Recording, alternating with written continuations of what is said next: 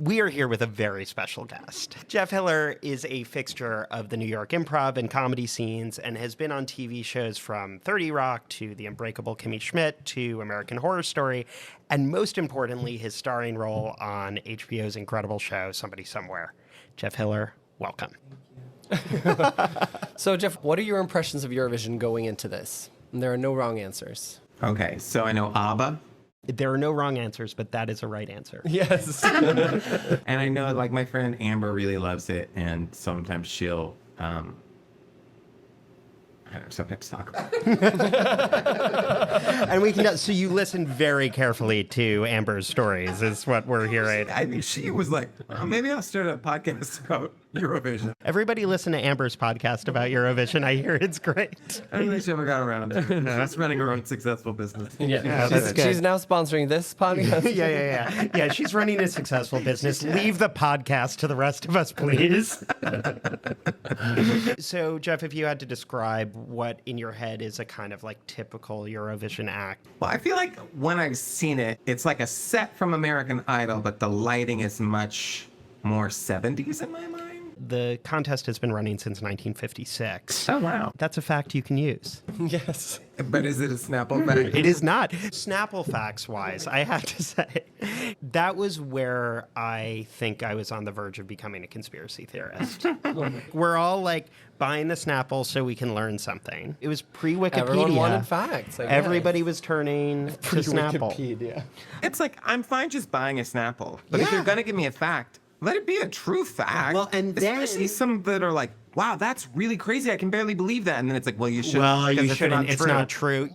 A lot of people, when they think of Eurovision, they think of camp, right? They think of these big, over-the-top numbers with nonsensical lyrics, very often puppets. Where did the puppets come from? We don't know. What gets dismissed as novelty at Eurovision, a lot of the time, is actually trying to communicate something deeply meaningful. After all, some of the most difficult subjects are better tackled with humor or metaphor. What can seem wacky and nonsensical can become much deeper and more meaningful with proper context. Something I've tried to explain to many men in my life. So today we're going to look beneath the surface of these poor, neglected songs and figure out which ones have something more to say and which ones are just empty nothingness. So the game is called, Is That a Political Message in Your Pocket, or Are You Just Happy to See Me? So here are the rules. We're going to play you a clip of a Eurovision song, and then we're going to read you the deeper meaning hidden in the song. But these meanings are very Snapple fact-like. Half of them are not true. So up first is going to be Donatan and Cleo, who represented Poland in 2014 with We Are Slavic. That's really all. Yeah. Coming. Oh my God. Okay, there's a woman washing laundry with just the biggest gazangas. She's churning butter and it looks very, you know, that SNL sketch when she's like, pink shirt nose with the shit plate? This woman knows. Oh, they're speaking English. We know how to use our charm and beauty. Okay. Come on. Those boobs. The churning butter, even the cameraman is like, I don't think we can show this. We're in Europe, for God's sake, but still. All right. So, Magnus, do you want to let Jeff know what potentially is the deeper meaning behind this song? The performance is actually a sly, ironic parody of the way the rest of the world sees Slavic people. It was also a subtextual rebuke of right-wingers in Poland, who wanted to use an imagined, cartoonish history to wield as a weapon against those who don't fit an image of the traditional Eastern European. Make Poland great again. Gosh. By sexualizing the farm girl, for instance, Donatan and Cleo sent the message that gratuitous sexuality is not merely a product of modern society, but has been around forever. Who needs to learn that? So Your grandparents like to bang too. That's why I'm here, baby. I mean, she's more than busty. The shirt is ripped open. Mm-hmm. Her breasts are, I think, heaving. I mean, representation matters. Honestly, I think this is real. I don't know if I agree with it, but it sounds real to me. You are 100% correct, Jeff. Next, we've got Vampires Are Alive, Switzerland's 2007 entry.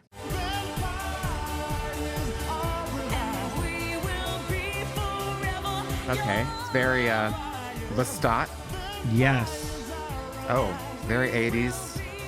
Okay, she bought like a scrunchie at Dwayne Reed that has hair on it. I like lyrics that are just blatant. I am a vampire. Oh, okay. Yeah. The choreo is everything. Here's the good news. I could do it. The dancing, I can't describe it. It's so not good.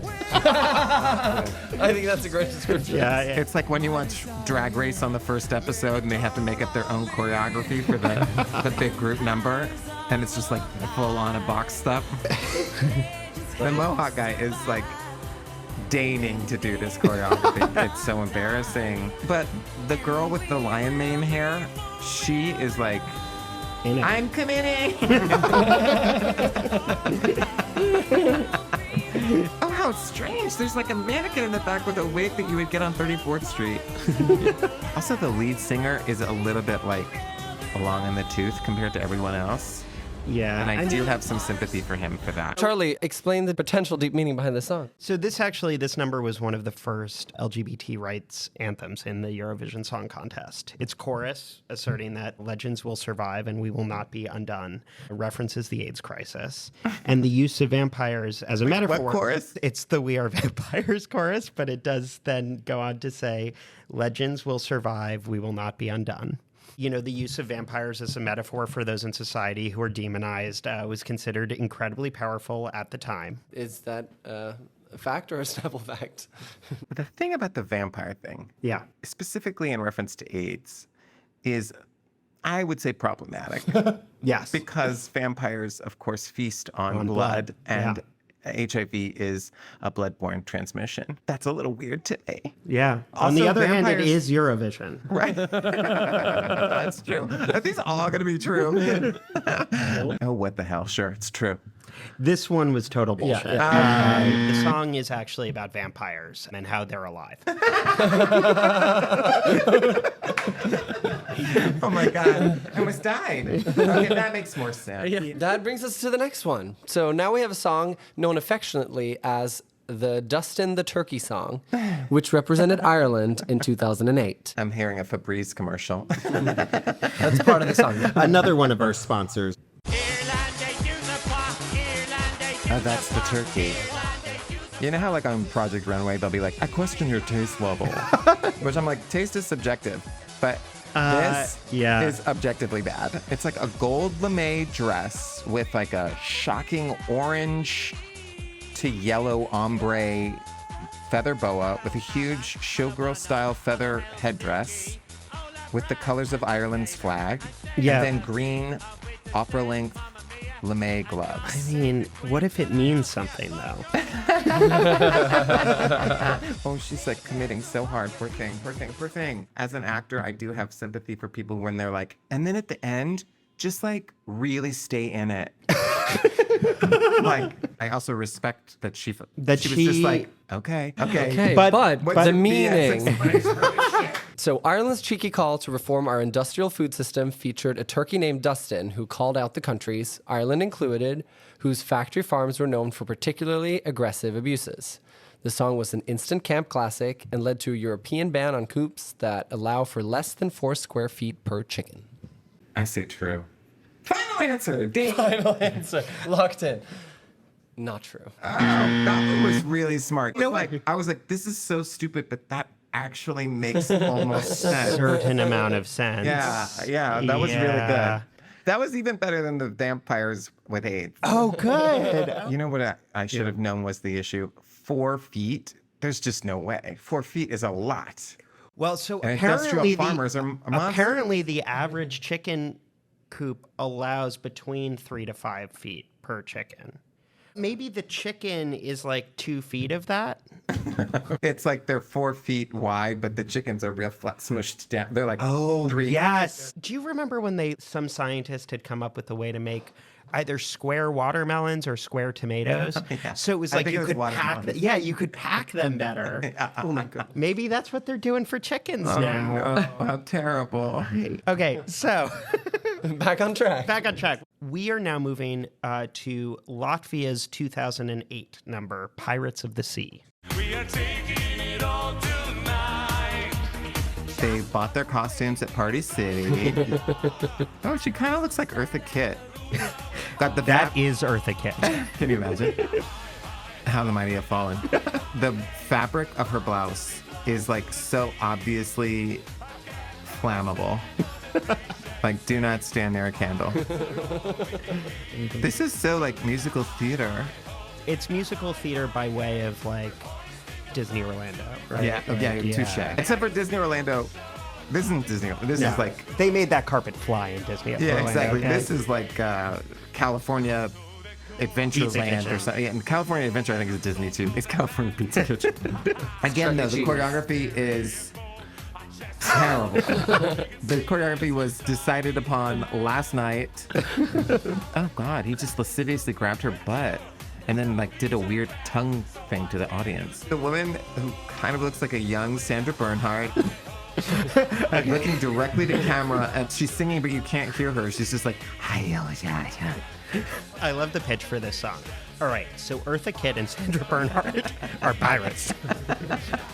we've got $3 to costume all of them. Yes. All right, what crap are you trying to? Okay, Charlie, take it away. So Latvia's entry into the European Union came with imposed taxes and austerity measures that left the country struggling.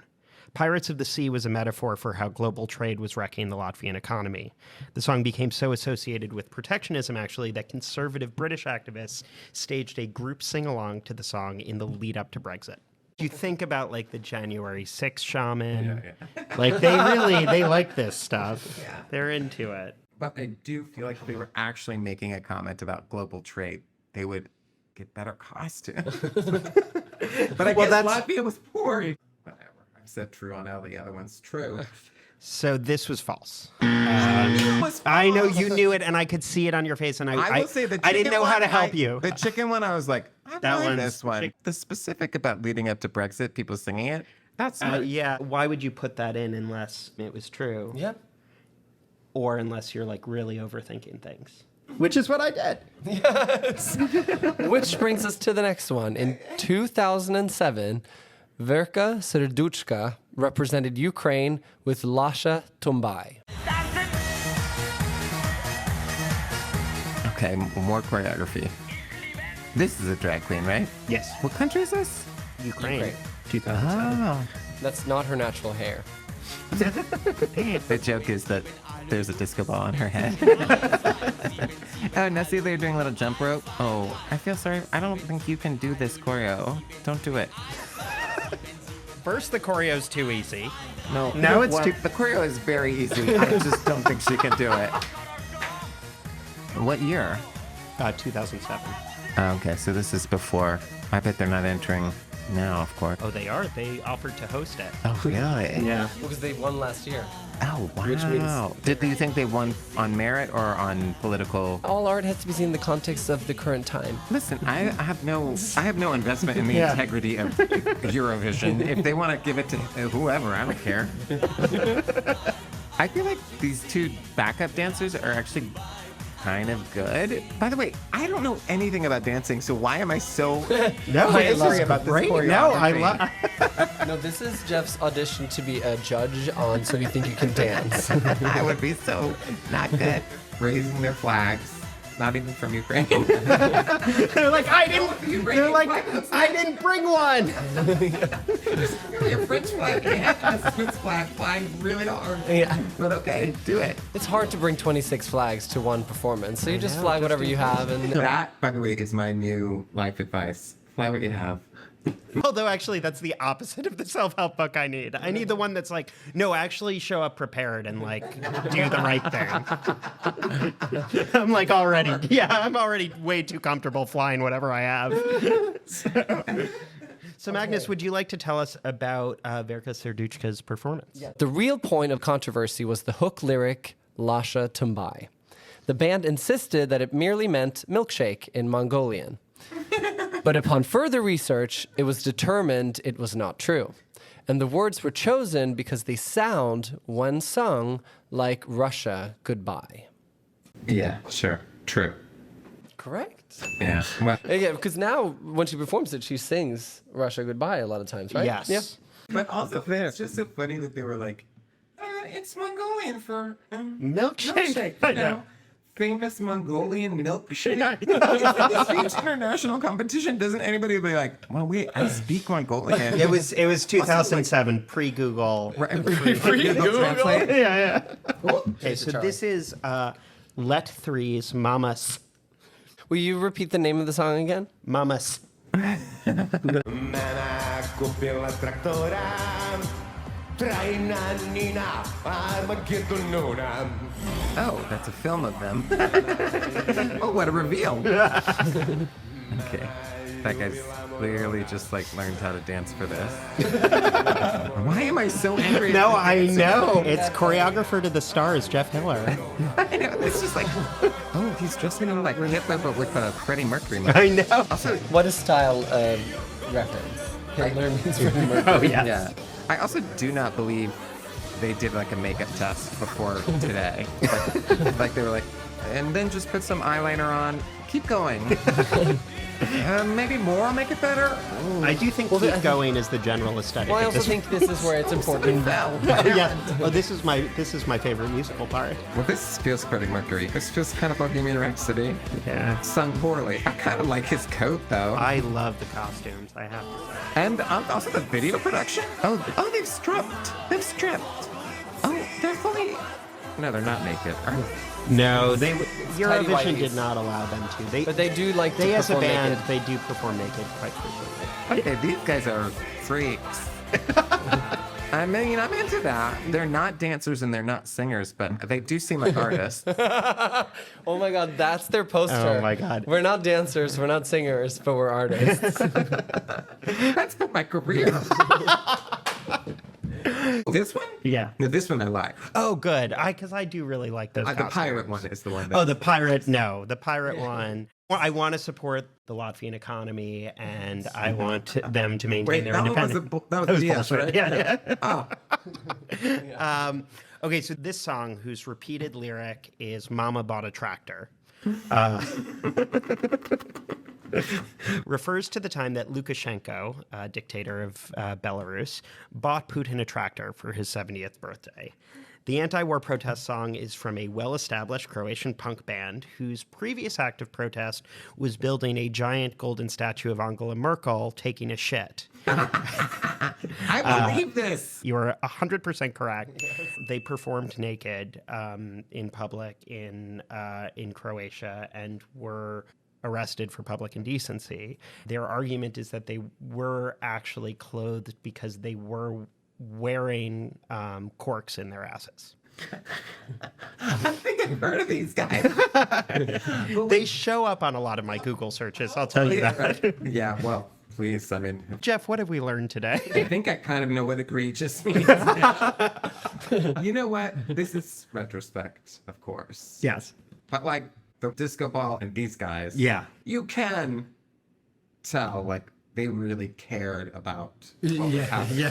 Yeah. I wouldn't have known the one about the ladies with the big boobs. I mean, I will say that is a number where the artists are very upfront about what they're trying to do. And yet there are still a lot of people who are like, bullshit. Okay, well, Jeff, thank you so much for being a part of this insanity. And we hope to have you back on soon for our choreography episode. Yes. Well, you better be impressive. You better be impressive if you're coming on the world stage. That's true. All the mysteries of the Euroverse.